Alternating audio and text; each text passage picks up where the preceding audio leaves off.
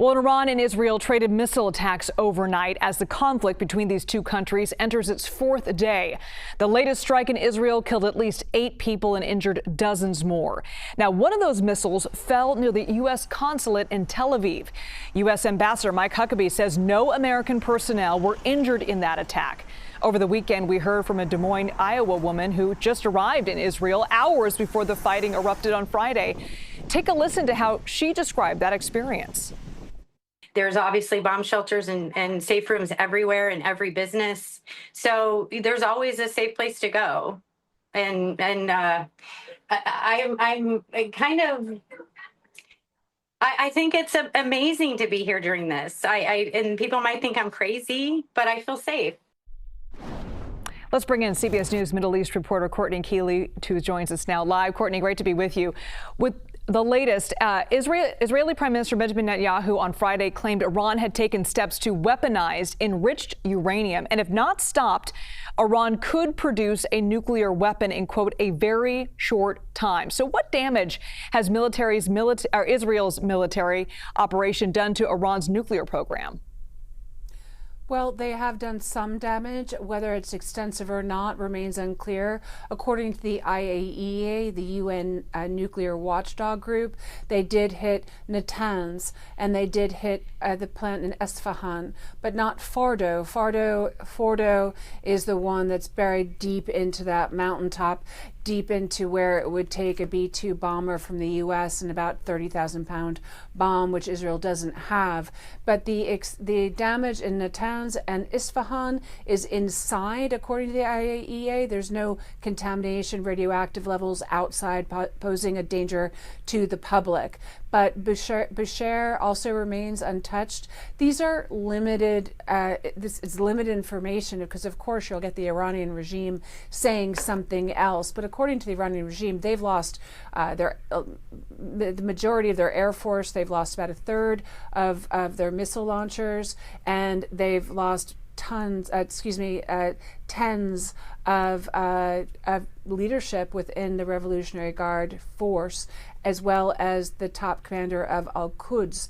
So you are seeing a real destruction and decimation of military equipment, ballistic missile launchers, and some of that nuclear weaponry. Could they actually move some uranium and some centrifuges to a safe place to try to spin those centrifuges and enrich uranium up to 90%? They were at a critical level already. It would only take several days, according to experts, but whether they have that capability now really is the question. But people are fleeing Tehran, and as we just started speaking, I saw that the state television evening news tonight, a woman was sitting at the desk, large explosions were heard, glass shattering, people screaming while she ran off set. So it looks like the Iranian state television has been hit. So Israel is not stopping. And, you know, it was interesting to see the American woman in Israel say she feels safe because there's shelters everywhere. The Iranians really don't care for this regime. That's an understatement. The human rights abuses have been ongoing and abject since they took power in 1979. There are no shelters for Iranians to go to, and they have this incredible strength of spirit, though. You still see some of them dancing in the traffic as they're trying to flee the city in a moment of, you know, as somebody described to me, sarcasm and invincibility and defiance of all these bombs. But the question of whether the Ayatollah, the supreme leader, will stay in place or whether Prime Minister Benjamin Netanyahu is trying to effect regime change is still a big question mark. And Courtney, how could Iran respond if the U.S. were to get further involved in this conflict? Iran has always responded by terrorist attacks. In the 80s, it was against the Marine bombings through Hezbollah. It was against the U.S. Embassy in Beirut through Hezbollah, those both in Beirut. In the 90s, it was against Israeli tourists in places like Bulgaria, and against twice in Buenos Aires in Argentina to be exact, and also then through its proxies, Hezbollah that sits in southern Lebanon, but really doesn't existed much there anymore.